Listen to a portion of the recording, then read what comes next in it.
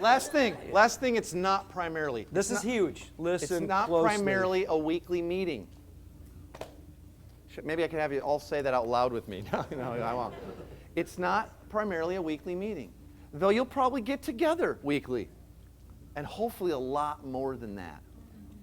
Like, can you imagine if you defined your family as a weekly meeting? Now, some of you would go like, that'd be an upgrade. And how many of you in your family tried the weekly family meeting? That's super fun for the kids, right? This is family fun night, dang it, come on! Start it really young so all that absurd stuff feels like normal to them, So. And this is really important because people are prone in the church to a dualistic thinking of the church. So they see church as something, when they're at Sunday for 2 hours, that's church. And when they go home, that's their life. And then they even think through, man, church is asking a lot of us. I mean, we're doing a lot of stuff for the church. And they have this dualistic thinking, and the church has got to get rid of its dualism and say, you're the church. Everything you do now counts. The question is, are you doing the work of the church or not?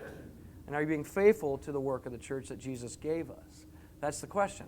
Well, the interesting thing is when you start a missional community, even for us, as much as we were trying to get away from the idea that church is all about Sunday, though we do gather on Sundays, our missional communities come together, though we made it so clear, you are the church, we are the church all the time, they'd start a missional community and then they would just replace it and go, I'm going to my missional community tonight. And we go, well, is that like you're going to it or are you it? And they'd be like, oh yeah, you're doing that we are the church thing again. We're like, yeah, I am doing that. Because this is our broken record. This is our broken record in Soma. Yeah. We say this like probably 2 or 3 Sunday mornings a month. Hey, if you came to church this morning, we're really glad you're here. You never get to go to church again.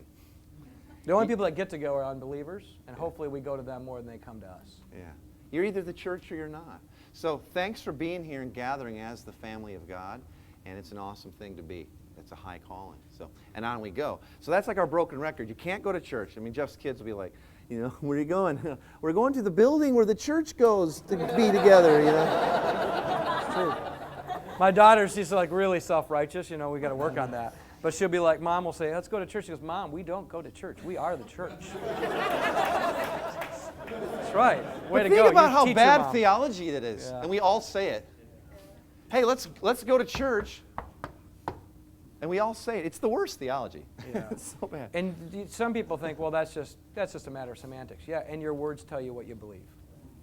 So I don't care if it's a matter of semantics. Your words state what you believe. So when you believe that you are the church, and you go, man, I can't wait to go gather with the church. Can't wait to meet with the family. So that's the language we use. I have a family meeting every Thursday night with my missional community. And it's a family meeting. We get together and we're loving on each other. We care for each other. And sometimes that family meeting gets translated into, we got some people coming to the table to eat with us that don't know Jesus, and we're going to start telling them about him for the next 10 weeks. So it's just it seems subtle. It's not. And when we say a missional community, we are certainly not meaning 2 hours of meeting.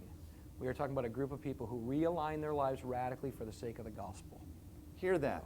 Radically reorient your life around the gospel. As a community. That's the goal.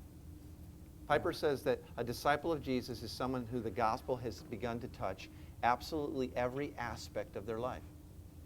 If it does, it changes your giving and how you eat and who you eat with and where you come and go and what you wear and how you spend your money and where you vacation and where you shop and how you speak to one another. See what I'm saying? So you might start out by having to get some people together and all they'll give you is once a week initially to talk about this. And then you got to just, teach hard and live by example and call them to the life they were actually created to live. They'll love it once they die to all the muck and stuff of life, okay? But it's not primarily a weekly meeting. It's a community. It's a family of missionaries out serving their culture, continually learning how to do that. Okay. Make sense?